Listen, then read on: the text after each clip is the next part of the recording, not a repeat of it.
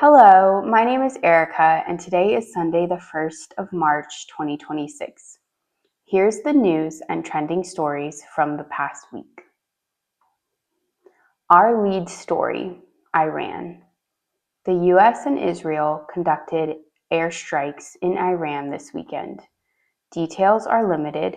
However, both countries have declared the supreme leader of Iran, as well as the head of the IRGC, as having been killed in the opening salvos.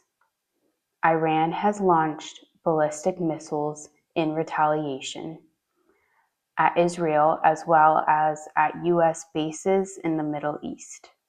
Both sides claim to have inflicted casualties on the other, although confirmed numbers are still unknown. Now to other global stories. Cuba. The Caribbean country claimed it killed 4 people and took others prisoner from a fastboat off its coast. Cuba claims the vessel was carrying attackers from the US. The US claims the boat was stolen and is investigating the incident. Mexico. A raid that killed a cartel leader as well as one of his key deputies in the state of Halisco led to significant violence this week. Following the death of their leader, members of the cartel took to the streets, engaging in gun battles with police and military forces, setting up roadblocks, and engaging in widespread arson. The violence has subsided somewhat but continues to simmer. Pakistan. The contested border between Pakistan and Afghanistan heated up this week, with the Taliban attempting a sizable direct incursion into Pakistan. However, Pakistan was on alert and quickly counterattacked, negating any significant gains as well as conducting airstrikes on urban centers in Afghanistan. Casualty numbers are unconfirmed, but estimated to be in the dozens to hundreds. Switzerland.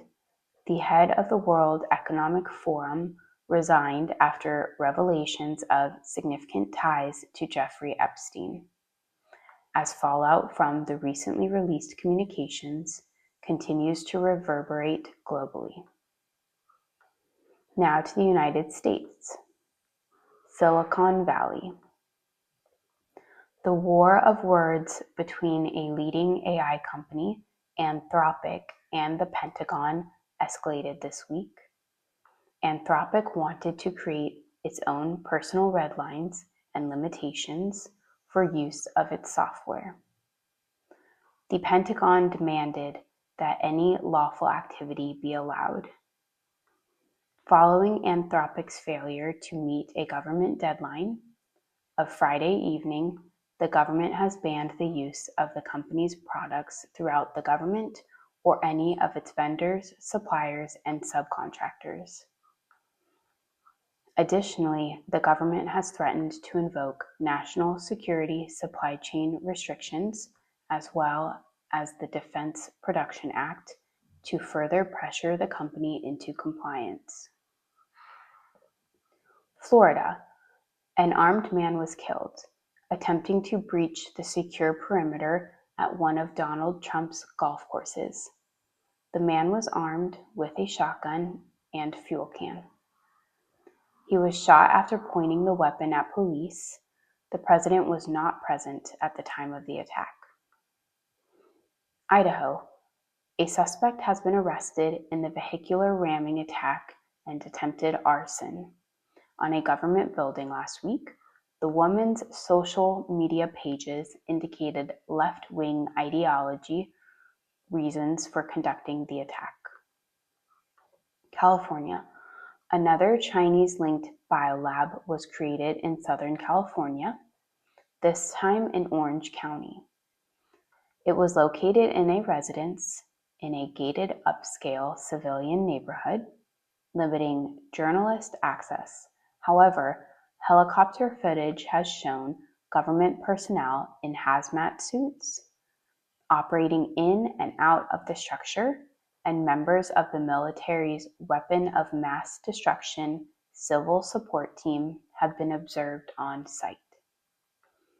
Now to economics and finance.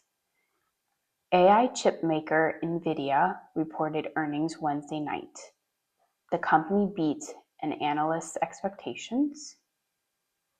However, shares fell over 8% during the subsequent 2 trading days.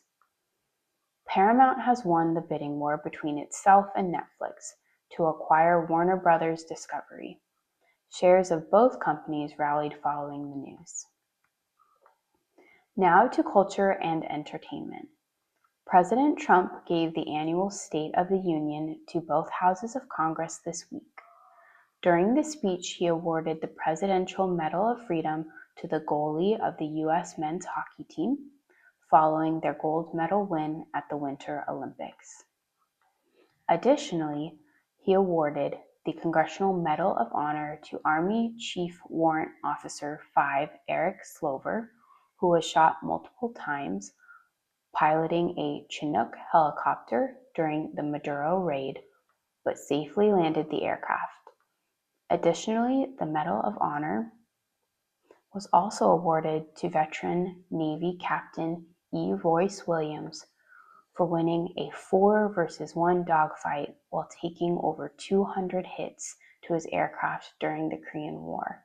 The captain also flew in World War II and Vietnam.